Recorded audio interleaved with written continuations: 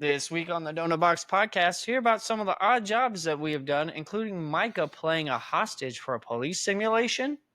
Yeah, that was kind of an interesting time. And then we talk about the boot corral. A lot of stories from our time working in the Western wear industry, some of the stuff that we learned, and some of the crazy characters we met along the way. All in this episode of the Donut Box podcast.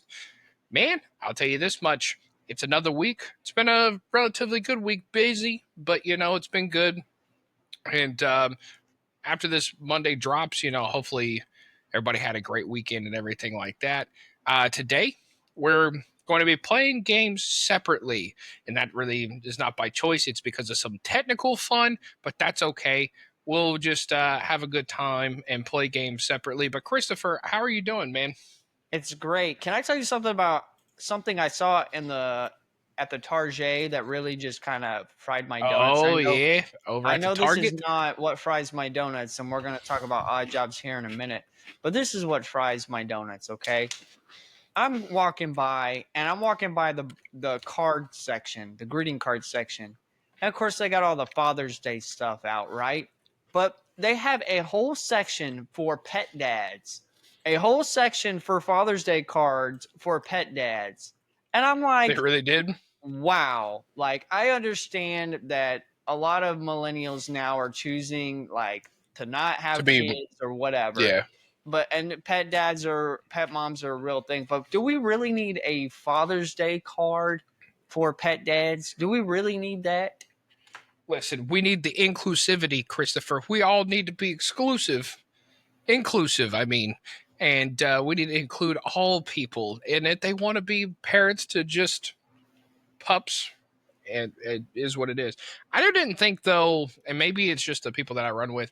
I wouldn't think there'd be a big market like pet mom or like dog moms, cat moms. Absolutely, but I wouldn't know of a lot of guys who would be one to receive that. But that's just me.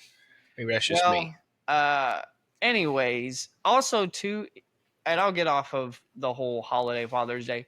Have you noticed, like, whenever it's Father's Day, they'll be like, "Oh yeah," also to all the single moms who stepped up as fathers. But then Mother's Day, it's like, don't say anything about the single dads who stepped up as moms, and it's like, bro, I don't like the double standard. But this is not what this episode is about. It's about our odd jobs.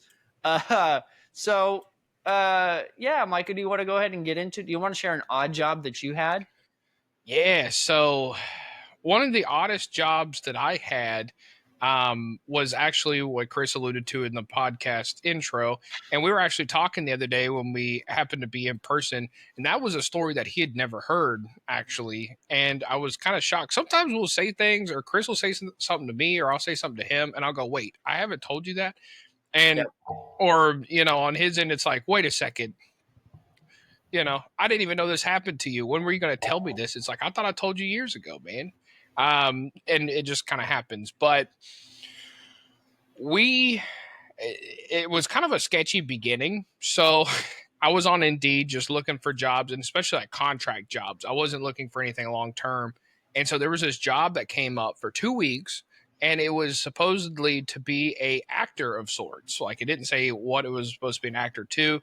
It just said you're going to be like demonstrating scenarios and things like that for the Austin Police Department, like Austin, Texas Police Department. And I was okay. That sounds pretty good, because it was 2 weeks, like 5 business days a piece, so like 10 days total, and they would pay you $2,500 at the end of it. It's a pretty good deal. And so I was like, okay, yeah, that works well. And so I apply. They reached back out and said, yeah, absolutely, you're in, because they also had to do a background check and some other stuff. Yeah. But they said, okay, you're in, and they said, here's what you do. There was this Walmart that was kind of on the sketchy side of town, and they told us, okay, meet at the Walmart parking lot, in the back end of the Walmart parking lot at this time. I think it was like 8 in the morning, and meet us by the white unmarked vans. There'll be 3 of them. And at this point, I'm going, okay, I don't know about all this, because, Indeed was still, I mean, it was new, but there was still, sometimes you'd have fake jobs, or they'd be trying to like mine your information, or heck, I didn't even know. It's like, you know, I'll be on the news because, they were, a bunch of kidney bandits. We're like, we're just going Yeah. to make a fake job on there and, take them and harvest organs or something crazy. So I just remember like telling she was my girlfriend at the time, but now my wife, like, yeah, here's what we're going to do. We're going to drive around the parking lot. And we're going to see what's going on. And so we drove around the parking lot a couple of times. And I mean, everything seemed fairly normal. Like everything seemed okay. Doesn't seem too crazy. So I decide, okay, I'm going to do it and get on this white van. And they really don't explain what's going on. Like they really didn't explain what was happening. And so the first place we get to is they take us to this rundown abandoned house, is what it was. And so we're in this rundown abandoned house, and they say, okay, so what you're going to play is you're playing the role of somebody who's taken a hostage or somebody who is just shooting at the police. You're all just littered through the house pretty much. And they had two types of guns. They had M4s and they had AK-47s, and you got to choose between the two. And Nice. the other part about it was they made you dress up in like traditional Islamic clothing. Like they made us dress up. So I was like, I had like the turban on, right, which is really bad. Um, but like kind of the headdress, and then also I guess it wasn't a turban, it was more like the headdress that they wear. And then I had like pretty much robes and whatnot, and a bulletproof vest over it. Like they always like outfitted it with like a bulletproof vest over it, I guess Hey, you to gotta make it complete the look. realistic. It's like to complete the thing there. And so basically all they told us is, okay, we're gonna give you the guns. The guns have little paint pellets in there. Um, it was more like a plastic piece with like a marker at the end of it, is what it was. It And wasn't like a full on paintball, was no, it? it wasn't a paintball. It was like it was a practice thing, but it was literally a piece of plastic, and on the end of it was a marker, and it would Oh, kind of explode when it hit you. And so, I mean, essentially think about it spitting out like almost chalk instead of ink or paint, if that makes sense. And I mean, they still hurt like crazy because of the plastic pit. But so we're in this house, and they tell us we're going to put you in different places. And whenever they are about to come in, we're going to yell, "House is hot." And that means get ready. yep. And you're going to simulate if somebody walks past you, just open fire on them or use some sort of tactical, however you think, right? Like that was the kind of the cool part was they were like, however you think that somebody who would be coming after, because apparently it wasn't just the Austin Police Department. It was also like special forces. There was like several, you didn't know who they were, but you just knew they weren't police, if that makes sense. Like you knew that they were, and they were talking about like going to Afghanistan and some other places. And this was well before that whole thing wrapped up. So we did the house first. And the only thing really significant at the house, I got shot up like you wouldn't believe because they put me in like this corridor, and I was kind of like one of the first stops when you get in. So at that point, they're still just like fresh and ready to go. So they're already very vigilant. Yeah. And plus, the thing that I didn't think was very fair is once they would go through it just multiple times. So once they know where you are, they know where you are. So it's like kind of hard on that front. So, anyways, um, day two, or I guess that we were at that house for a few days, and then they move us and they say, okay, we're going to go to, they had built this brand new high school in town. And they're like, you're going to go to the high school. And of course, we all know what that's going to be for, like kind of a Yep. Columbine situation that they're planning for. And that's where I got to be the hostage. They're like, you look young enough. You look like a teenager. Because I was only like 24, 25, and definitely have a baby face. So they're like, you could be a teenager or whatever. And so I ended up, that was good because I didn't get shot. Yeah, Trust me, yeah. it was like, you'd come home with welts and stuff because I mean, you get all shot up. And it was just kind of interesting because it was like me and a group of people were like hiding, and it was still like scary though because they would burst in, right? And before, even if you say like I'm a hostage, I'm a hostage, I'm a hostage, they still have to like do their proper clearances and checks Yeah. first. So Yep. it's like you're trying to make sure that you don't make one false move to make them think like, okay, he's an imposter. Because they did implant those too, of like, you're going Yeah. to say you're a hostage, but you're not actually a hostage. Yep. And so it was like still kind of nerve wracking of because they still detain you, right? Like they still like put you in handcuffs, they still detain you. And then if, once they're like, okay, they're clear, they make all their calls, and then they march you all out of the school together. Like they would march us all out together, like surrounding us pretty much. And there was like a whole thing there. Um, but I remember there was so much like gunfire in that school, and it was so new that dust was everywhere. Like I remember it was just dusty as all get out, like this Wow. huge dust cloud, just because of all the repercussion from the guns. And because they were real guns, they were just using dummy ammo. You know what I mean? Yeah. Even what they were using were the real guns. And so so we did that for probably about a week. And then the second week they took us to an abandoned hospital, and it was in downtown Austin. And for those of you who are from Austin, you probably know exactly what hospital I'm talking about because it's still down there. But it was abandoned, and they were just like, we're going to do a myriad of stuff there. And that one, they put me at the most locations I had ever been. Like the other two locations, it was kind of like, okay, you're doing the same thing the whole time. In this building, they had everything from corporate offices to doctors' offices to just the regular patient floors and things like Mm-hmm. that. And I think probably the craziest experience out of the whole thing was we're on a patient wing, and this is like 6 stories up, right? And that doesn't sound like much, but it's bright, and there's no doors on any of the patient rooms, right? It's eerily quiet. They got everybody placed there, and the first thing that they would always do would be cut the power. So the lights Mm-hmm. would go off. And so the lights would go off. And in this particular sense, there was a door that was way back here, and they would take turns breaching the door at the battering ram.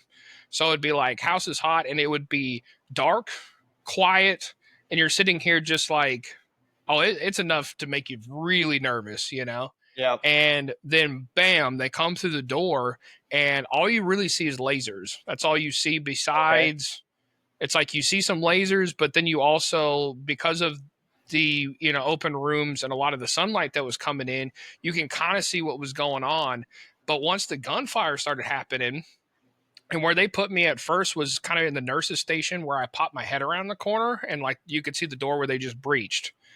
And once the gunfire started, and of course I'm one of the first ones, all the alarms on the floor started going off. So it was Oh. almost like a video game, because it was dark but light at the same time. It's smoky. There's lasers everywhere. There's flashing strobe lights, like fire alarm lights. It was insane. And you're sitting over here like simulating shooting somebody. And I'll tell you, there was just a clear difference between the police force and the special forces guys, Yeah. because the police force came in, and really and truly, you probably take a few of those guys out first, right? Like Yeah. at least one or two of them at the lead would end up being gone because of how many are just stacked up. But the special forces guy, you might get one guy down, but I just remember they would breach the door, and I mean, they have like infrared goggles and all sorts of crazy crap. But pretty much, Yeah. I remember tilting my head like over here to take a shot, and I mean, dude would have scalped me, just bam, just right across the head. If Wow. I mean, before I would even get a shot off, I just tilt my head over there, see where they're at, just bam, got me. And homie's probably just waiting on it, breach through the door. They probably know where everybody's at because of the infrared. Um, Was the and then $2,500 worth it though? yeah, it was. The only thing that I will say is I can see, like, by no means do I have PTSD, but I can see where a lot of veterans would get that, because there for a few nights, you're sitting there looking at your bedroom door, and you're just like, is somebody going to kick it down and start shooting? You know what I mean? Like, you'd be thinking about stuff like that, because it'll kind of freak you out. Um, there was another day that and I'll make this one short, but there was another day that they put us in a conference room. It was like on one of the really high floors, and you could tell it was, for hospital officials or whatever. And this was the first time that I was a hostage taker. So like it was me and another guy, and we had the hostage. So they're what they're coming to get. And essentially they set up actors on all floors, and basically they had to make their way up all the way to the top that day. So we were like the Okay. last step for them almost. The final boss. And final boss. And That's how it would be too. They were so quiet. They have the really quiet shoes and of course infrared and all this other stuff. But the across the way um was just two doors. There's like the conference table in the middle and there's two sets of doors. And you knew they're coming through both sets of doors. Like you knew they were coming through both sets of doors. And yeah, it was always one of those things to where you're trying to anticipate like when are they about to come in there, but you really can't. Like there was just no way that you absolutely could. And I think that was probably the most impressive part of the whole entire thing was just I mean, you know that our armed forces and then our police departments, you know, when done right, have really good training to where it's like they could take out a lot of people and nobody would even know you're there for the most part. But it was just crazy, you know, because it would happen so fast. It'd be like the doors would fly open, and it's just like you got three bullets in you, bam, bam, bam, and they would always tell you, you know, like fall down and play dead. But the other part about it too that kind of sucked was I got pretty roughed up, and a lot of other people did too, because they told us they said try to like curl up in a ball or something like that because they're not going to care about like stepping on you. You're a dead body, like Yep. they're literally going to treat you as if you're dead, so it doesn't matter. And so I got like stomped on, I got like kicked, I got like because I mean they're trying to get to the whatever, you know, it's pretty crazy. Yep. But yeah, that was probably one of my craziest. It was just a gig, but it was still pretty wild. How That about sounds you? like that sounds like a fun time. So I don't think I've ever done had like any real odd jobs. I did have that little 3 day trial run where I edited for the news station, Oh and yeah. so really with that, like they liked my work, and it was a gig shooting commercials. And the first one was we had to get talent for the commercial, so a lot of it was just escorting and shooting talent. And then they wanted me to edit like a weird Christmas video for like their their staff Christmas party, and it was like full of inside jokes, and I didn't understand like what the vision was behind it. And they wanted me to like shoot it real quick and then like edit it all within like an hour. And I was like, yeah, like I just wasn't familiar with the programs. And after the second day, they were like, hey, or it was the third day, they were like, hey, like we love your work, you're just too slow for us. And at that point, I really should have like, I should have just walked away. But they were like, finish this and then you can go home and all that stuff, and we'll still pay you like for your time here. But I was like, I should just go home and not finish the project because it wasn't what they were liking anyway. So I was like, why did I stay and finish the product? Uh, but yeah. Because you're a good man, Christopher. You're a good And man. then I'm sure you did too, but so back in the day when I was working overnights, um, like I had enough money to like cover my basic bills, but like any fun money or anything like that definitely was like a no go.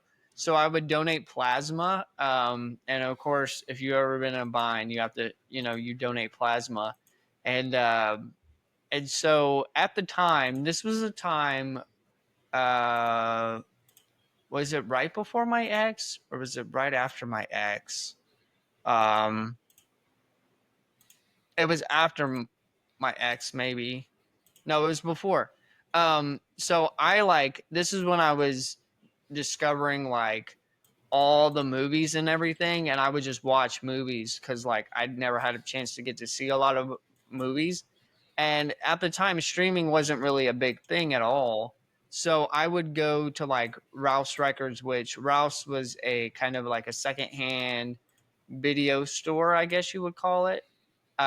And so I would get enough money by donating plasma so I could buy movies at Ralph's, and that was like my fun money or my spending money. So that was the whole reason why I donated plasma, I guess.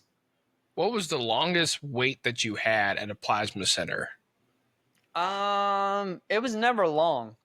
No, Really? I Okay. always walked in because I would always go like on Sunday after church, or I would go in like because I worked overnight, so like I could go pretty much anytime I wanted to. But yeah, I never had to wait. Yeah. So just like you, I did plasma too. So did my wife. But this was in San Marcos. I'm like, they'd be praying out them college kids. They're like, we know you Yep. broke. We can get you some cash. Um, Yep. but it was always a wait for us. But it was because it was the only one in town. And like, San Oh, Marcos isn't a big town, but it's big enough to where it's like you're gonna have all the college kids and you're gonna have all the locals all in yep. one. So it was like there was quite a bit of people, but you get if you go enough. Like I remember, I got to know some of the phlebotomists, like the people be putting the needles in you, like they just knew you after a Yep. while. Yep. Yep. It's like they just knew you, and it's like you know about their kids, about their baby mama, about all Yep. sorts of stuff. It's just like you become a regular over there, and I don't know, man. It was such a weird process. Like I didn't mind it. It sometimes it was worth it, and sometimes it wasn't. And the Yep. reason I say that is because primarily when I was doing it, I was doing Uber at the same time. And so I was always kind of calculating it with, okay, I could have done Uber and got this much or average in an hour, right? Yep. And so there was one time that we waited like 4 or 5 hours to get. And so if you think about that, I think we only got paid like $30 a piece or $40 a piece or Yep. something like that. And so it was like, okay, I probably could have done that if I was doing Uber. So it's not really worth it. You know what I mean? And it's like, Yep. it all depended on like the time, and we'd always be scoping that parking lot like, ooh, are they free right now? It's like, oh yeah, because you'd have to hit them right at a certain time. But But when you need yeah. that money, I'm telling you, same thing. So one of the guys that worked there, his name is Chance.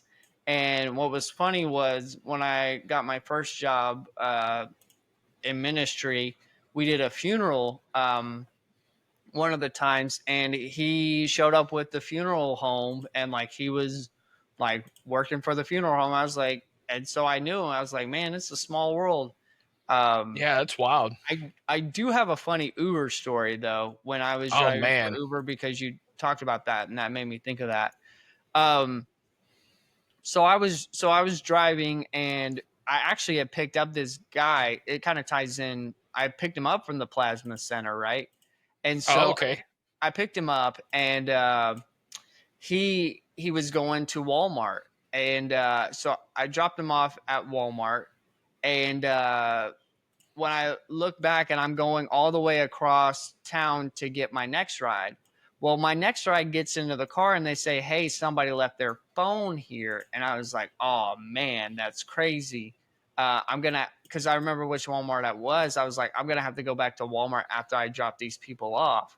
And, Right. uh, and I was like, okay. So I dropped the people off. It's like a 10-minute ride, whatever. And the phone starts ringing and I'm like, oh, okay. I didn't recognize the number. It said unknown caller or something. And I was like, maybe that's the guy like calling to see if his phone is like in the car, whatever. So I answer it and it's his baby mama, bro. And I'm like, hey, this is so and so's phone.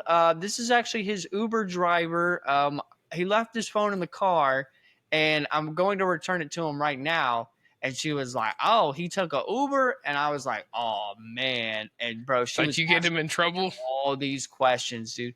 She was like, okay. She was like, which Walmart is he at? And I was like, yeah, it's this one over here. And she was like, oh, okay, okay. Where was he coming from? And I was like, the plasma center. She's like, okay, okay. I said, I'll let him know that you were calling for him. Uh, and she was like, okay, okay. And so then, bro, so then like I'm on the way to go give this guy his phone. She calls again and she's like, Uh-uh. okay, well, who was with him? Did he ride by himself to the Walmart? Who was he with at the plasma center? Bro, I could tell like maybe he had cheated on her before or she was a jealous baby mama. But she was asking all these questions, and I was like, "Oh, I hope I didn't get homie caught up. Like, I really hope I didn't." And so like I find him at the Walmart. He was like, "Oh man, thank you for my phone." He was like, "I was looking for this," and I said, "Hey, bro, I'm gonna let you know. I'm gonna go ahead and apologize." I said, I think she's your baby mama," and I said her name. I said she was calling you, asking you all these questions. I said I didn't answer anything. I said I just said that. He was like, "Oh man," he's like, "Bro, she's always tripping." He was like, "I'm gonna have to." He's like, I know she's gonna be mad because I didn't answer my phone and this and that. And I said, bro, I was trying to look out for you. I said, but I'm sorry if I got you caught up. He was like, nah, she's always tripping all the time. So I was in the middle of like a domestic argument, bro. I was like, I was trying to not to get homie caught up because I was like, whether he was cheating or wasn't cheating, I wasn't about to put him in that situation because I know what that's like to get accused of something you ain't do, even if he didn't do nothing. And it was like, Exactly, man. bro, I was like, I could tell the look on his face. He's gonna have to deal with this the whole rest of the day, and it's just gonna ruin his Yeah, day. You're like, it ain't a quick fix for that man, no, unfortunately. no. Yep, but it was. Yeah. I've seen a lot of things for Uber. It's funny. Yeah, it's pretty wild. I heard that some cities are testing some autonomous vehicles, or like about to where maybe the driver's going to go away, which is pretty wild. Yeah. We'll see how that lasts. I was like, if that it does happen, what I can see is, you know how they do Uber luxury right now, so you pay more and you can get like a luxury vehicle and things like Yep. that. I'm pretty sure it'll just be like Uber human or something. You know what I mean? Right. It's like you pay extra to have a human instead of. What was? That'd be kind of Did you interesting. ever have a crazy Uber story? Um, so my wife was with me on this one, but I went up and it was kind of one of those traditional, like, we can pay you in other ways because we can't leave a tip, if that makes Mm-hmm. sense. Yep. And I thought that was a fake thing, but apparently not. And anyways, my wife saw the whole thing. It's a family show, so I'm not going to get into that. Not like anything happened, but it was still a little interesting. Um, the other times that, of course, it's just like I got into an accident with Uber. Oh yeah. Um, it was my first car accident like I ever had. Like I never had been in a car accident before. And it was in Austin, and this lady rear ends me, right? And so she rear ends me, and we get out, start talking, exchanging numbers, all this other stuff. And I'm like, okay, well, I'm going to call the police. And she's like, please don't. And I'm like, why not? She goes, I don't have insurance, like at all. And in my mind, I'm like, oh, well, I'm definitely calling insurance, or like I'm definitely calling the police now. It's like Yep.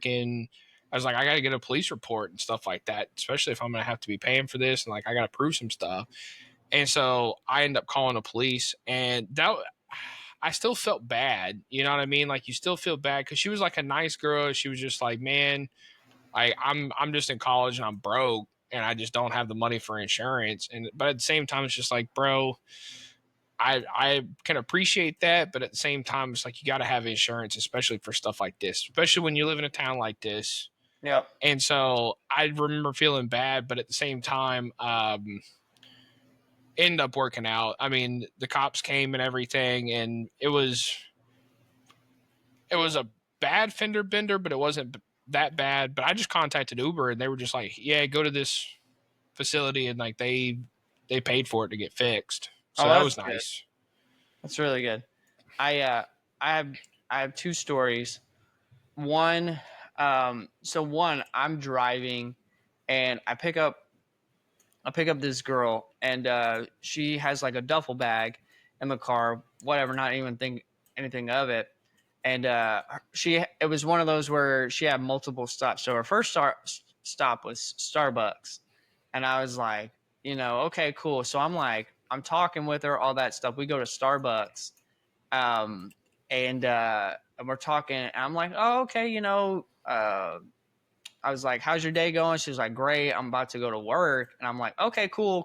Like, you must work overnight. Like, are you a nurse? All that. And she was like, no, I'm actually a dancer. And I was like, oh, okay. Oh, And okay. okay, cool. And then like she was really nice, talked with her, everything. And then the next stop, she was actually going to work, which was the uh, the adult entertainment bar. Um, and so I like took her on her way to work, and she was just getting ready to go to work, and I was like, oh, okay, that's nice. I immediately called. Uh, she's my wife now. Well, she was my girlfriend at the time, but I was like, I was like, hey, this happened. I just want to tell you this and that. And she thought it was funny. She laughed, which was like night and day difference from what I was used to. And so she thought the whole story was funny. And then the second time, this is, sorry, not the second time I picked up an exotic dancer. The second story, uh, I was headed to this bar at 3 o'clock on a Tuesday afternoon. Okay. So the guy's name is Billy. Let's just say his name is Billy. And Billy, I go out, guy's standing there like he's waiting for me. And I'm like, hey, are you Billy? And he's like, yeah, I'm Billy. And I always confirm the address with them. I'm like, hey, are we going to this address? And they're like, no, that's the wrong address. And I'm like, okay, well, you're going to have to go into your phone and change the address so it can be the right one. And he's like, well, my phone's dead. And this guy's been having a couple. And I'm like, okay, so what's the address? And he tells me, and I'm on the phone with support, like customer service support. And it's having a hard time because there's like a language barrier with customer service support. Yeah. And also, too, it's really hard to get them to just change stuff. And so they're asking me all this information, and I'm on the phone for about like 7 minutes. And the whole time while I'm on the phone, like this guy is kind of like nodding in and out, like he's about to fall asleep. And I remember like through that phone call, I hear a knock on the window, and this guy is like, "Hey, are you Christopher?" And I'm like, "Yeah." And he's like, "Well, I'm Billy." And I'm like, "Well, who the heck is this guy in my car?" And he tells me the correct address and everything. He was like, "Yeah, this is where we're going," which was the original address. And I felt bad for the guy, but I had to kick him out of my car because I was like, Yeah. "Oh yeah, dude, like I can't just give you Who a the heck ride are because I don't you? know who you are, and this thing tracks me." So I was like, "Hey, bro, I'm sorry, but you got to get out of my car." So I had to kick him out. I felt bad. Yeah, but Some still, it's like that's bastard. wild. Yep. That's crazy. Um, so I wanted to go a little bit into Boot Corral, right? Yep. And we both worked at this Western wear store, and if you've listened to the podcast before, we've talked about some of the things that have happened, right? Yep. Um, but man, I was thinking about this job the other day and some of the people, and I had a few things. But did you have anywhere that you wanted to start with on Boot Um. Corral? Yeah. So we worked at Boot Corral, and I just remember there was this one particular guy that we used to work with named Zacharoni and Cheese. And Zacharoni and Cheese, he's a good friend, all that. But I just remember we were in boot rows, and I don't know. You can tell this story. I think I might have been changing like light bulbs or something. But tell them what happened in the boot rows. Wait, which story is this? Where we About the went to one the where boot y'all had the rose? contest.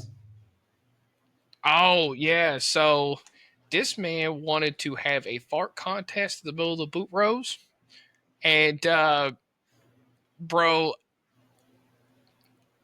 I'm glad that the store was closed. I'll just say that. But the store was closed, and I remember he had like the best time with that. I remember he had like the best time with that. What did you think of that? Because I know a particular story from your father where it was like, yeah, we ain't about to do all that. I was like, why were y'all having a fart contest in the boot rows of all places? I was like, I think it who wasn't started necessarily it? his idea. I think it was Adrian's idea. Shout Oh, out Adrian too.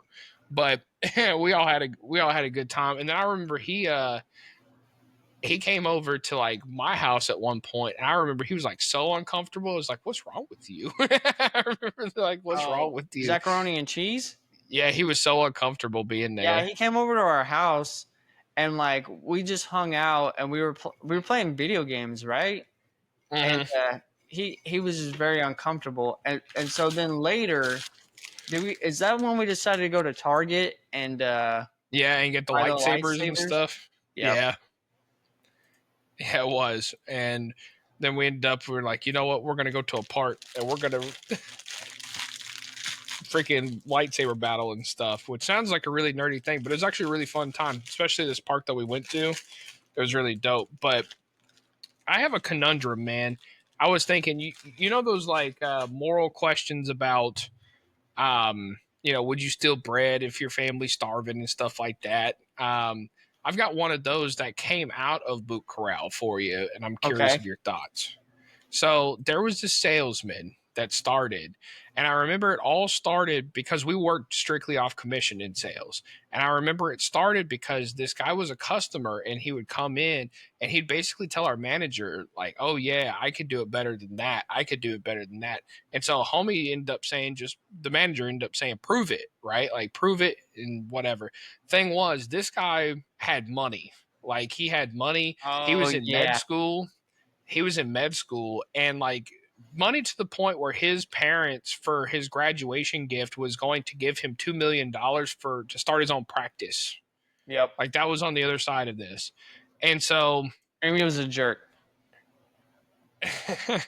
and he ended up starting, right? And he ended up right before the big holiday season, like it was right before Christmas. And I remember he went on here, and my biggest question about this. So he had a way of things. I don't know if you remember, but when he like first started, he gave everybody a Starbucks gift card. Like I remember he gave Yep. everybody a Starbucks gift card.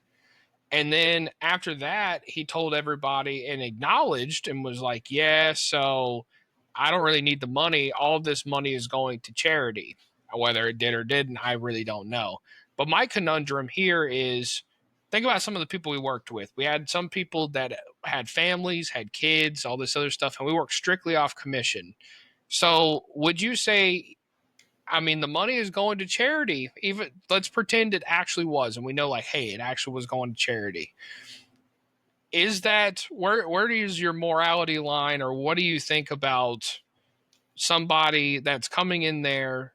And he would also shark people's customers. So he'd like steal people's And customers that was from my them. question. What was his approach? Because if his approach is, hey, fair and square, and I'm going to outsell you fair and square, and then you give the money to the charity, no problem. That's not a problem. But if it's like, hey, I'm actively sharking customers from you, and then I'm taking the money and giving it to charity, that's not right. It's Yeah, all he about was bad about that. So, but it's always just kind of interesting because it's like he was very good at like spinning things of, see, it's not really bad. I'm doing it for a good cause kind of thing. But again, did it really go towards charity? I have no clue. It could have been just something he said. Okay, I have a story about boot camp. We used to go to these things called boot camp. I wonder why. Haha, boot corral. Um, where if a new store was opening, instead of hiring out contract laborers or whatever, like you had to put up all the decorations in the store, or you had to stock the merchandise, and usually several other stores would come and help. So Mike and I both went on several of these. There was this one particular time in Denver. Uh, there was this guy from the Amarillo store. His name was Brett, and he was like a caveman, very hairy, Oh my ugly. god. Wasn't the smartest tool in the shed. Okay, but somehow I don't know what it was. Brett liked to pull the ladies. He pulled the ladies. Yeah, I don't know how it was possible, but the ladies loved him. So me and Brett were rooming together, and I remember there was this one particular time, and it was very known that at boot whatever happens at boot camp stays at boot camp.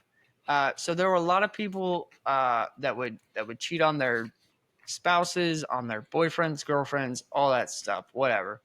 But I remember there was this cashier from, oh man, I don't know where she was from. Was she from Odessa? Where was she from? She's from one of the other stores, and her and Brett were really starting to hit it off. And Brett was like, "Oh yeah," he was like, "Tonight," he was like, "Just be a bro and like, just wait outside, for a little bit." It was the whole Michael Scott thing where, Yeah, right. where Dwight was at the wedding and this and that, and he was like, "Hey, like, I'll text you and let you know when it's okay to come back up." Now, bro, I was Oh god. sitting, and this was, you have to think, we were working all day, like 12, Like a 15 dog hour all days. day. Yeah, it was long days. And so I'm like, I just want to go to bed. Like, I just want to go to bed, get a shower, go to bed, all that good stuff. but I have to wait for Brett because I'm like, I'm not gonna be in there. So so I remember I waited, bro, like 2 hours. Like Uh-uh. it was a long time. I just remember sitting in the lobby watching baseball, and I remember the store manager from that store was opening. He was down there watching baseball, and he was like, "Hey man, like you're up kind of late. Why can't you go to bed?" And I was like, "Well," I was like, "My roomie, he's got a little situation going on." So he was like, "Oh, okay." And I remember it was like 1 o'clock, and I remember he texted me. He was like, "Hey, it's okay to come back up." And I was like, "Okay, cool." And then I guess I don't know. I was dead to the world, man, because I think I vaguely remember her leaving around like 4 or 5 a.m. I just remember the Wait, door. she was still in the bed when you got up there? No, she wasn't. That's the thing. Like it was just Brett there. Brett was there by himself, and I was like, okay, I guess she was done and she left.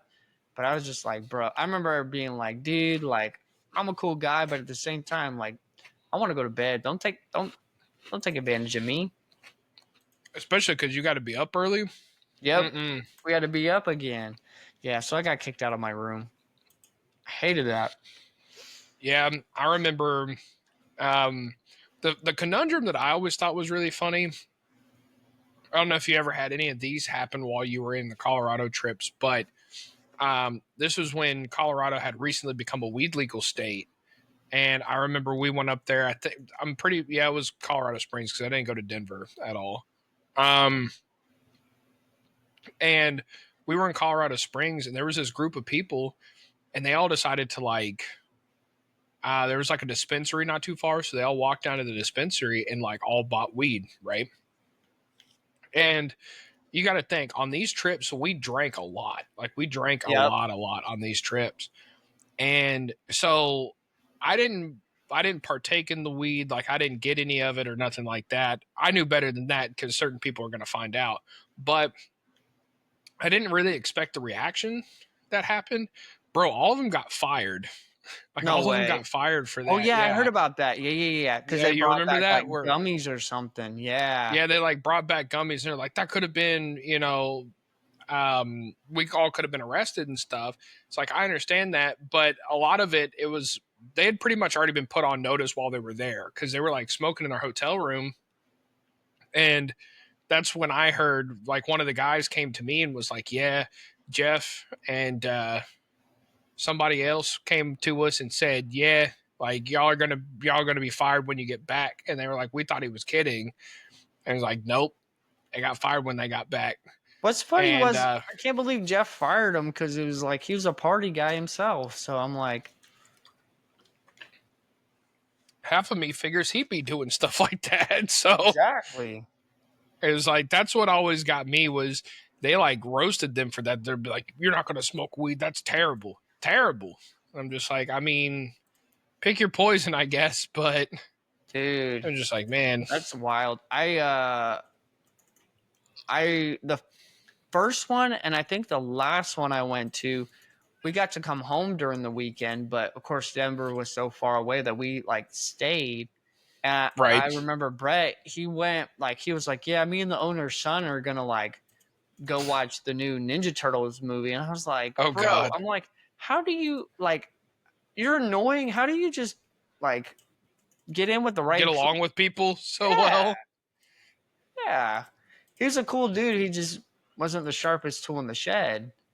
But still, I'm like, dude, what the heck? Bro, that kid, I'll put it to this way. That kid, yeah, like you said, he was nice, but he was just dumber than a box of rocks. And I didn't understand why they kept bringing him Yeah. because so many times we're doing construction work, right?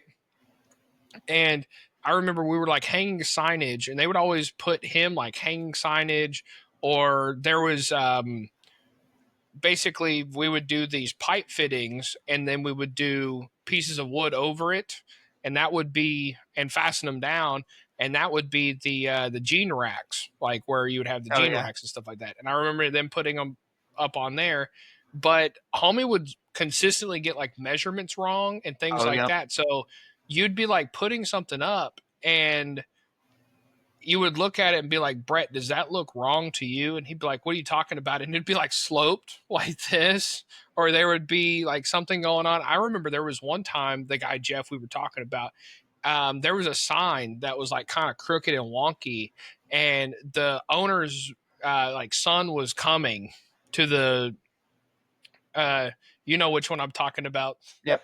coming, and he was going to inspect everything. And I remember Jeff being like, "Yep, yep." That's gonna be the first thing he notices. And sure enough, that the owner's son comes in and was just like, that sign is really crooked. It's like, oh, yep. And the problem was it would make us all look bad because Yep. we weren't gonna like sell them out and be like, oh, Brett put that up. But at the same time, basically they'd be like, which is kind of dumb to think about. They're using cheap labor if you think about it. So I Yep. mean, you really can't be too mad. But it's like I just remember it was always, oh man, he's gonna probably make them mad because he was inaccurate or if it wasn't very good of work. As a So as a salesman, you probably were like, yeah, this is not worth the money. But as a backroom stock person who's like only getting paid 7.25, you would make $10 an hour, and you would like get all your meals paid for, get all your hotel paid for as well. And so it was like you'd make some pretty good money. So boot camp was, and it was a chance to like get FaceTime with like some of the higher ups. And if you did a really good job at boot camp, then it meant like you have more of an opportunity to get promoted. So I did enjoy boot camps. They were a lot of work. But I think me like being in the relationship I was in at the time, it made it not fun. Uh, yeah, but I did enjoy boot camp. it's interesting that you say something about the money being a salesman.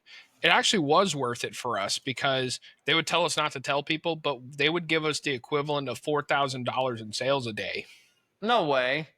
Yeah. Really? So yeah. So if you think about that at 4%, or then there's part of it that I was at 5%, whatever, because I know 10% of 4,000 in a day would be $400. So 5% would be two. So you'd probably be making like 170, $180 a day, which I mean was pretty good because That's 20 typically, G's for the week, bro. 20 G's in sales, yeah, technically. If exactly. you're working all 20 5 G's a week days, in sales. which is great. Oh, it's fantastic because I mean, on average, between the good days and the bad days, I would say you probably average maybe 2,500 to 3 grand. Like on those bigger days, you'll do like I remember doing 7 grand or even 10 grand, but those are like the really special holiday, something crazy's going on sort of thing. One time, So I don't know, and this was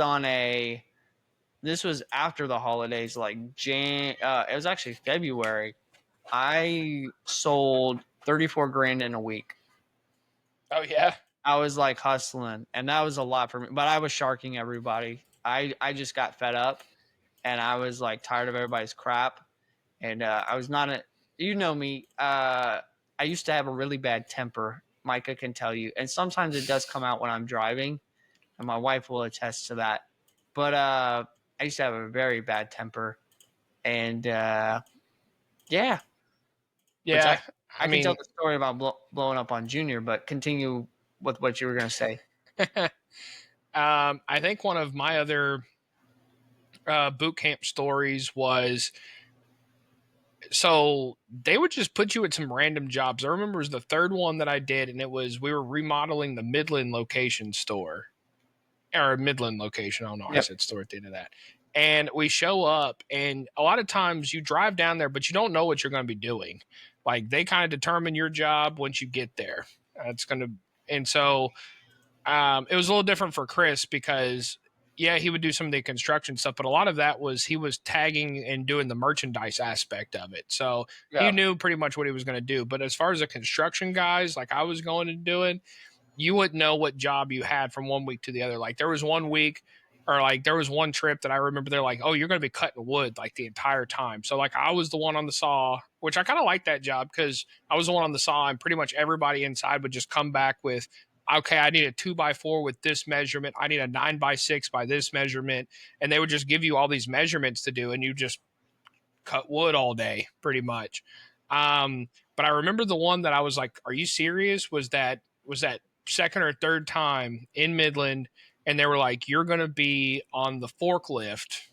And we're think about this. They put a freaking 18-year-old on a forklift, and they're like, "You're going to be on this forklift, and you're going to pull everything out of the back of these 18 wheelers." Bro, I did not know how to run a forklift. Like, luckily, it was one of those spider forklifts. That's what you call them, like the four wheeled, like not the real compact one, but you remember the ones we used to use. No, what are you And talking about? there was like the big blue forklift, like they would have.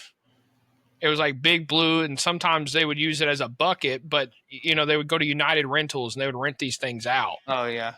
And so it was like, okay. And this thing had a really long boom, like a really long boom.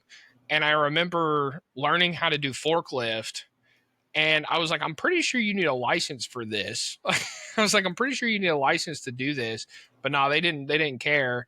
And so I just remember probably 3 to 4 trips. That was the job that I really liked, like doing the forklift, Oh yeah. because one, you're not inside like having to do anything. Yes, you have to sit outside, but pretty much a lot of the other jobs you wouldn't have a break. Like you're just 12 hours of nonstop work. With forklift, it was whenever the trucks were coming in. So like literally there would be an 18 wheeler that would pop up and you would unload it. You know what I mean? And then that sort of thing and bring it over there. And then everybody else would take the merchandise inside and start doing stuff with it. And so it's just wild to me to think that they were just like, here, 18-year-old, you get on the forklift and start unloading these 18 wheelers. Cause I mean, you're taking this boom and this fork into the truck. And so the Yeah. further you go back, yeah, I didn't know what the heck I was doing. I'm glad that nothing bad happened. When I worked for the United and Post, that's how we had to unload our trucks. We Oh yeah. Yeah, it would be a little scary because like we would have to get the forklift and get a pallet jack inside the truck. Then two people would pull the pallets, put them the edge, and then the person on the forklift would just grab them and put them inside. Which is it's actually not that hard to run a forklift if you know what you're doing. Um, Yeah. I mean, it's really the hardest part that I had was making sure that you get it under the pallet and you have that spatial awareness of like where to actually get it into the pallet. But once you get into a flow, it's not that hard. Like once you get yeah, like, okay, boom, under the pallet, lift it up, take it out. Boom, under the pallet, lift it up, take it out. You know what I mean? It's not too hard. It's just it took a little getting used to at first. yeah, Um, and then come full circle, I remember I started working for the airport at one point, and the owner of this place that I worked at had one of those forklifts, like had one of those forklifts on the side, but he never used it. And so we were constantly bored. Like we had the keys, I was the manager. And so I was just like, you know what? I told this guy, I was like, I can do a handstand on one of those forklifts because if you know how to do it right, you can get the boom to a certain thing where you can lift the back end up and like do this weird handstand with it. So I remember being like, yeah, we're going to do that. And so went out there, was screwing around on the forklift and everything like that. And I didn't know this at the time, but there was some sort of fault. And so anytime you turn that thing on, the light stayed on. yeah. So they had like the two headlights up top, they had everything. And so once I stopped it, the lights were still on. And it was like into the night, and I'm like, oh man, like they're gonna either know because of the lights being on, or the next time I try to use it, the battery's gonna be dead. And I was just like, well, we're gonna find out. And the next morning they came in and the lights were still on. So they knew like they didn't have a camera over there, but they knew somebody was screwing around on the forklift. And I remember it was like, deny, deny, deny. We didn't do nothing. We didn't do nothing. But Yep. craziness. I'm trying to think of some other. Oh, I'm gonna tell the story about how I blew up on Junior. Um, so we had this receiving manager that was she basically she liked to drag the clock out and she was lazy, and so she was trying to get paid more and made our jobs harder. Well, I wanted the basically all that the receiving manager does is she gets the packing slip, verifies it, enters it in the system, and then prints out the tags for the stalkers to tag it, right? And that was always the biggest part, was like, hey, we need the receiving manager to be able to print us tags so that we can tag this freight. Like, we have it all prepped, and that's mostly what we're waiting on. Or we need the receiving manager to be able, because we couldn't prep anything until we had it like in the system. And so I was like, you know what? I'm gonna learn how to do this myself. And she basically would just take breaks just to take breaks and like not really do anything. And that's why it was taking us so long. So I don't remember what happened. I remember we might have got in a big truck or something. But I remember like she was just the whole day she was just dragging, and it was a Friday. And Yeah. I was like, I don't want to stay this weekend because, like we've alluded before, if you didn't get your work done, you had to come in on a Saturday and do it. And that was like, oh yeah, we don't want you to come in on a Saturday because we're paying overtime for that. So I remember just like watching her like not really do much, go talk and this and that. And I don't remember what it was, but I think it was one of those times where I said, you know what, we're going to stop working until she comes back. I told the other boys Yeah. uh, this, and I was like, we're not, because I think, Micah, were you there for that, or did you come in late and then you heard No, I was there for that one. Yeah, I it? was Okay. there for that. What exactly happened? Do you remember So what for caused? this instance, I remember you were like, she went to go talk to this manager that was in the office. It was an assistant manager, and she was within earshot because the door was open, and so she was sitting in there talking. And of course, Chris and I had already been like, man, this chick don't do her job. Like, she's not doing anything. Like, we're always having to pick up slack for her because basically she would just print out the tags to be input onto the clothes and just like walk away and just Yep. wait for us to finish it, which part of her job was to also help with that. And so I remember you just being like, we used to have this joke from back when we used to do like homeless ministry of like, up, it's time for a union break. And I remember you being like, yep, well, I guess it's time for a union break because we're all taking a break. The boss says break, we should break too. And I was just like, yeah, we should. And I just remember being like, let's go in there and let's just sit next to her and see how long it takes for her to realize that we're not working. Yep. And I remember it took her a solid minute too, because we all sat around and we all started talking. We're like, yeah, yeah, okay. And we were just like doing that. And then finally, she just kept talking and talking. And then finally, she snaps too, just like, what are you guys doing? Why aren't y'all working? It's just like, oh, well, we thought we were on a break. And I just remember it was like me, Chris, and I think it was Zacharoni and Cheese. And we were all in there. We're just like, well, we just thought it was a break. And I remember she was just mad. She was Hispanic, but she turned red, man. She was mad. She was real mad. It was No, that funny. happened before, and this was a different time that This I was went a off. different time? Okay, Yep. my I bad. actually yelled What? at her. I went off on her. I Oh, yelled. yes. Okay, yes. It was Yep. this story. I'm Yeah. sorry. So I remember something similar happened, and it was like, hey, we're gonna take a break. And she was like, y'all need to be working. Y'all aren't working fast enough. And I remember I went off and I was like, you're supposed to be here, like this and that. And what she really got upset was like on the times that she was we would switch off. And so one day like I'd be the receiving manager, and then the next day she would. And whenever I like did the receiving part of managing, I was like, I would show her up and I'd get all the work done like on record time, and she didn't Real like quick. that. So there was already some animosity there. I remember her just being like, y'all need to work this and that. And I said, well, if you wouldn't be dilly dallying all the time. And I just went off, and I was like, we're always staying late because you don't want to work because you're lazy, bro. Like I went off, dude. Like, and I remember like word traveled pretty quick up front to the cashiers, and they were like, oh man, did you hear? And everybody was like, oh yeah, it was a long time coming type thing. Yeah, I right. remember one of the managers was like, man, I didn't know it. You had it in you. And then he was like, okay. And then he was like, okay, now you got to go apologize to her. And I was like, what do I got to go apologize for? He's like, well, you blew up on her and yelled at her, and you got to be the bigger person. It was old Seth. That's who it was. So that told me I should Yeah. apologize, and I was like, I'm not apologizing. It's like, yeah, you need to apologize, and I was like, ah, dang it. So Oh, I did stream eventually. bean. Yeah, I did eventually apologize for blowing up. I wasn't sorry for what I said. I think I said I was sorry for the way that I said it. Uh, and then, do you remember why she ended up leaving?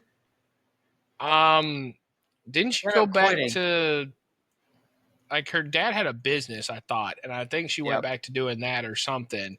But it was mainly because the ride was starting to get over. I remember the manager started catching on and being like, "I think she's just riding the clock." And if he found out that you were doing that, or once he got something in his head, it's like you might as well leave because Yeah, it was kind of one of those type deals. That one of them type deals. if she didn't quit, like he was gonna fire her. He was basically kind of like either quit or you're gonna get fired. What they And would do, what's funny for the people in the back, what they would do is a lot of times the people he put in the back he didn't feel could be good salesmen, or so basically he would put you in like a sink or swim if you worked in the back. So most likely they would have put her as a salesman, and nah, they never basically, did. no, I'm saying what probably would have happened over Oh time yeah, if she would have stayed, because that's what they would do is put you on salesman. And some people were able to sell. Like I remember there were people that came out to the front that were able to sell, but they couldn't take the pressure. It wasn't necessarily that they couldn't do it. It was just it is a lot of pressure when all of your money is coming from like you don't have an hourly like at all. yep. So Or what I they would do too is if you were really bad, like on the sales floor, they would put you in the back, and that was like your last leg. It's like, okay, well, you couldn't make it as a salesperson. If you mess up in the stock room, you're gone. Like that was like final straw. So what ended up happening was they traded. It was basically like an NFL trade. It was like yeah, we right. had Micah in the back as a stock room guy, and there was a guy on the floor that wasn't good at all selling, and they knew Micah wanted to sell, so they were like, okay, we'll put Micah on the sales floor, but Deputy Porkers, he's coming back here because he's busting payroll, and they were like, this is your last leg, so if you don't do good on the in the stock room, you're fired. Yeah, and to to define bust and payroll, basically you would get a write up, and of course 3A write ups and you're fired. But you would get a write up if your sales didn't match. So like if your commission didn't equal the number of hours that you did to the point where it would be 725 like minimum wage. If it was under that on average, then that means bust and payroll. And essentially they don't like that because by law they have to calculate it. Boot Corral had to calculate it, and what they would do is they would have to supplement you that pay. Like Yep, basically, it would turn into hourly because they can't pay you under 725. So it was like they didn't like doing that. So if you did that 3 times, you would get fired. yep. Which did you ever bust payroll? I never busted payroll. I Yeah, I did never decent busted enough payroll. to sell. I'll say this. I don't, I know some people that had some circumstances, but that was one thing that I never did was I never busted payroll. It wasn't I don't feel like it was that hard if you put just a little bit of effort to it. Like if you put a little bit of effort to it, it was always busy enough to where you can make enough money. If there's anything that was good about the western wear industry, it's a little bit of selling, but a lot of it is the people are either coming in there to buy or they're not. Like there's some people that are clearly lookers, but a lot of times if they're coming to buy one thing, they're most likely going to buy something else. Or a lot of times you get a lot of quick transactions of this person already knew they wanted this pair of boots from a long time ago and they've saved up for it or whatever. And so it's literally what size are you grab and go? Yep, And it could be stuff like that. And I will say a lot of other sales opportunities, you're trying to get people to buy a product that they don't necessarily want. A lot of times the people they're either wanting the product in the future or they want it right now. So if yep. there's anything that was good about that sales job, it was that. One thing that I was like, I guess I must have been a decent enough salesman. Either that or they were just like, oh yeah, he's responsible.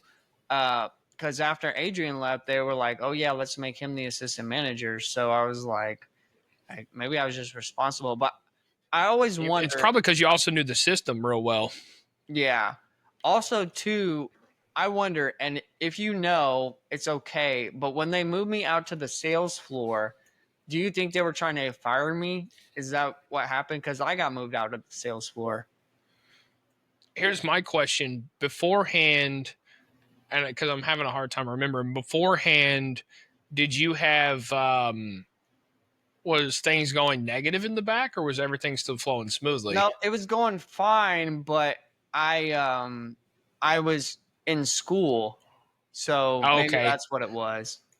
I was in college, maybe so I couldn't be in the back maybe full time. yeah, and maybe that's what it was because that worked really well with me. He noticed, right? I remember before me, it was actually interesting. My manager had a policy that was we don't do part-time salesmen. Like I remember that was a whole thing. That was part of the reason that first year that I had to be in the stock room was because I was only part-time and he was in high school, and he was like, yeah, I'm not going to do a part-time salesman. He really didn't even like hiring tech kids for that, like Texas Tech kids, because he's just like, they're just going to leave. They're just going to take, time off. They're going to be off during the summer. It's like, we don't do summer jobs, that sort of thing. And so I remember it was when we made that switch, it was during Christmas, and I no longer had football. So it was like pretty much I can commit most every afternoon and all weekend. Yep. And at that point, he was like, okay, maybe we'll do a part time thing. And then it became a good thing because right about that point, then it became the whole Obamacare thing. So he was like, oh, okay, so I could have people at part time. But at the same time, were you down to part time, or were you still working full time hours? I think I was still working full time hours because I'm coming at 1, and then I would leave at close.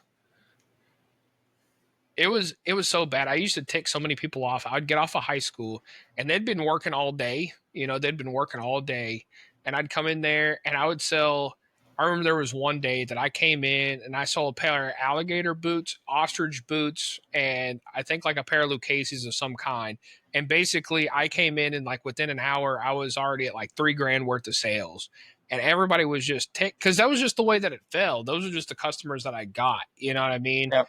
And it just ended up happening that way. But everybody was like, I've been here all day and I barely have like $1,000 out of everything. Um, Bro, I don't know about you, but there are still some times that I have dreams where I've gone back there and I'm having to work and it's just like, oh, I'm only at $100 today and I really need sales. It's like I really need to start picking these people up, and they're like, I don't know. I still be I don't having have dreams those about that stuff. dreams. Well, there you go. Cool. Then couple more stories. You got any couple more stories as we are starting to wrap up here? You got any more that you're like, oh, this is a great story from that time? Yeah, so I remember uh, I was working one night and we were getting everything ready for close. And that was always a big production because our manager, he expected us to do something called boarding the boots. And he's like making all the toes of the boots even.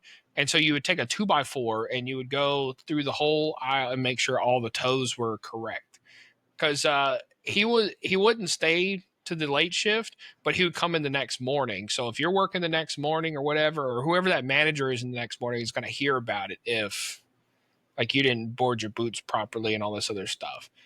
And so I remember doing that, and the head cashier at the time comes in, and she says, "Does anybody know of a locksmith or like somebody that could fix a door?" And we were like, what are you talking about? And she was talking about this other coworker that we had was having this dispute with her boyfriend, Oh yeah. and was at the boyfriend's parents' house because the boyfriend was apparently living with his parents. Goes to the parents' house. The boyfriend wouldn't let her in, so she kicks the door down. Like she kicked the door down in the house, and they were trying to get the locksmith and door because apparently his parents were like out of town for a few days, so they were trying to get the door and locked fixed before they got home. So they Oh. were looking for like business for that whole thing. But I just remember some of those relationships at the boot corral was just pretty crazy. We've had even, on the more sad note, like we've had like cashiers and some cashiers, like you could tell they've been smacked around a bit and you're like, what Oh, happened? And yep, it's just yep. like, oh yeah, it's my boyfriend. And you're just like, oh man, you shouldn't be in that situation. You'd be seeing all sorts of stuff. All the way to like the messy where there'd be like people that be sleeping with each other. And then there's also like I remember there was one cashier in particular who like got with the salesman like on one drunken night. Like I remember that happened, and they came in, and it was so obvious because everybody was like, I think they like did something. I think they because they like all went to the bar that the night before, so everybody came into work the next day and was like, I think they might have hooked up or something. And bro, when they came in, both of them didn't talk to each other for about a week. So I Wow. guess it wasn't a good experience, but it was just like, yeah, okay. There was a one is a salesman and a cashier. They had a kid together, and the kid passed away. Remember that? Yeah, I That was I that remember was. that. And then blamed another one of the employees. In fact, it was the same employee that kicked the door down. Oh, that was So her. I thought it was yeah, it Lala was that her. did that. That sounds good. No, no, different, Yeah, different. she was. Yeah, she was a little crazy. Deputy Drip Drip. You know what I'm saying? Oh yeah. Uh, so yeah, there that job it was interesting because even though there was a we weren't adults, but even though there was adults working there, it was the most high school job I think I ever Oh yeah, had it to this was. point, to where it was just basically high school repackaged. Um, there was all sorts of rumors, there was all sorts of whatever. I remember getting confronted by certain people, be like, "So and so said you were saying such and such about me." And it's just like, "No, what are you talking about?" And people would start rumors about Oh you, yeah, yeah. It was a very and tense place. yeah, there was all sorts of stuff. But for the most part, it's one of those weird jobs to where I'll still talk, like there's still parts of me that talk about it fondly of like, yeah, no, there was some good times. And maybe it's just because that was like the first bona fide real job that I had. But it's just like some of the people you worked with were really, really great. In fact, I still keep up with some of them. Like me. Um, like you and like Adrian I'm gonna and tell sometimes one one Macaroni and one Cheese. last story. This was during the time that me and Micah were. Uh, it was about the time where we almost stopped talking as friends. Around that time, and during this time, I had gotten a second job. So I was Oh, working yeah. two full-time jobs and going to school full-time as well. And I brought my lunch one day, and there was a particular cashier that was known for stealing people's food out of the fridge. I didn't know this at the time, but I remember I was like, I got to eat this lunch because I got to go to work tonight, and like if I don't eat, I'm not gonna be good at my other job. Well, I go into the fridge and like my whole lunch had been eaten, like everything had been eaten. It wasn't like a couple things were missing, like the main part of my meal had been eaten. And I remember being like, okay, somebody did this. And I remember telling Adrian, and I was like, yeah, somebody ate my lunch out the fridge. And that man he was more mad about it than Hot. I was. He was hot. He was mad. And he was like, bro, he's like, that's so messed up. You're working two jobs. He's like, nah. He's like, take my car, go to Taco Bell, get you whatever you want, man. He was like, that's messed up. You're over here working two jobs and people go treat you like this. And bro, he made a scene about it. He was very upset. Yeah, he did. I remember because I did not know that Chris was working another job. Like, I did not know that man was working another job. And so it was news to me. I just remember he gathered everybody up and he's just like, I don't know who the lowdown person was who done ate his food, but that man is working two jobs. He works overnight. And he's like, this will not happen again. This will not happen again. Like, I remember him being, I was probably one of the maddest times I've ever seen that guy. He's typically very easy going, but he was like, nah, we ain't gonna do that. And I just remember being like, Chris is working two jobs.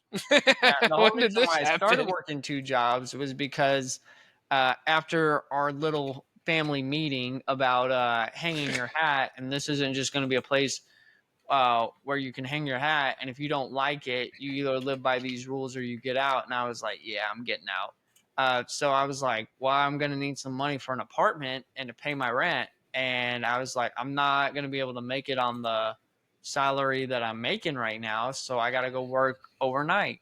And I was actually making more uh, overnight than I was at the boot corral, which was wild. Yeah. Um, the last one that I have is, and I was telling my wife about this the other day. That same guy that, you know, started and really didn't need to and was giving all the money to charity, quote unquote. So I was thinking about this prompt, and I just remembered there was this guy who he had been hired, and he was the manager. Like, he got promoted up to being the manager.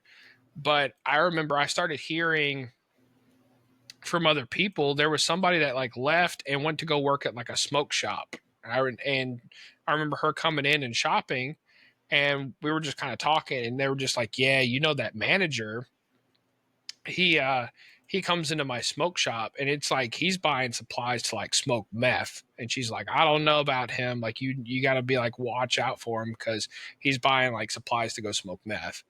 And you know, she, as nice as she was, it was the same person who ate your food, by the way. It's Yeah. like, for as nice as she was, you're sitting here like, that's a pretty heavy accusation. Like, I'm not going to just take somebody at their word that like somebody's smoking meth, right? And I remember, so shortly thereafter, I remember the main manager, he was like changing the locks on the door. And I come in, and he was like changing the locks on the door. And one of the weird parts about this place is they wouldn't, for things like that, they would not tell you anything. And so I remember coming in and being like, hey, why are you changing the locks on the door? And they were just like, mind your own business. If you don't want to get written up, you don't ask any questions. And I just remember being like, what in the heck? So naturally, you start realizing or start noticing, like, hey, this particular manager is not in, right? Like, he's not coming in. And so started putting two and two together. And I remember going and talking with Adrian again. We went and talked with him. It was like, hey, what's going on?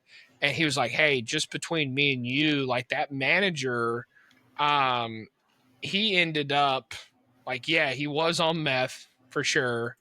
And he ended up, like, one night when he was counting the money, he said, like, yeah, the money's counted, but he pocketed pretty much all of it. Like, that was in the cash register. And he like skipped town. So we don't know where he is, but at the same time, like, of course, if he comes back around, we're gonna have to press charges and stuff Yep. like that. But homie like stole all the money, like stole it completely. And then come to find out that guy who all the money was supposedly going to charity for, he had taken out like a $2,500 loan or something with him, like just before that. And I remember homie was like, I'm gonna take him to court because he's not paying me back. I'm just like, good luck taking a meth addict to court and getting the money out of him, but okay. And I don't really ever know what ever happened to the rest of it, but I just remember being like, man, meth is a heck of a drug. And it happened fast. Like, you could tell he wasn't on it. And then all of a sudden it was just like, boom, he was like gone, and he was stealing stuff left and right. Just wild.